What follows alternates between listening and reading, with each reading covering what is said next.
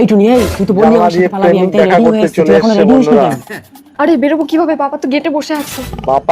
পাপা কিন্তু এখন ওয়াচম্যান। আমি মালটাকে নাচ দেখাচ্ছি, তুমি পেছন দিক থেকে চুপি চুপি বেরিয়ে একদম মোড়ের মাথায় চলে যাবে। হ্যাঁ যাও। দারুণ প্ল্যান।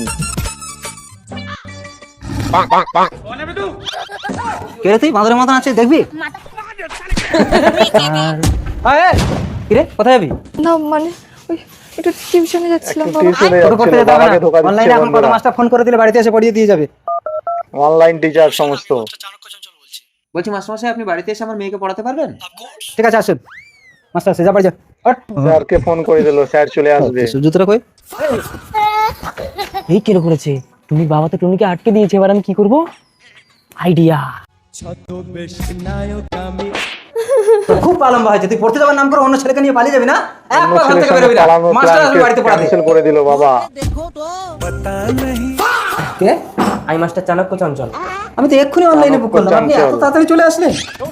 অনলাইনে সবকিছুই ফার্স্ট হয়। আরে এগুলো কি বই? এগুলো চলবে না। আপনি বাজারে গিয়ে শাহরুখ খানের একটা দিলবালে বই কিনে নিয়ে আসুন। ভালো বই। সেটা আবার কি? বেশি বোঝেন? বেশি কথা বললে কিন্তু আমি চলে যাবো। আরে মাস্টারমশাই ঠিক আছে ঠিক আছে, আমি বাজারে যাচ্ছি, আপনি মেয়েকে পড়ান, আমি এক্ষুনি কিনে এনে দিচ্ছি। তাড়াতাড়ি চলো ফেলু, বাবা এসে যাবে।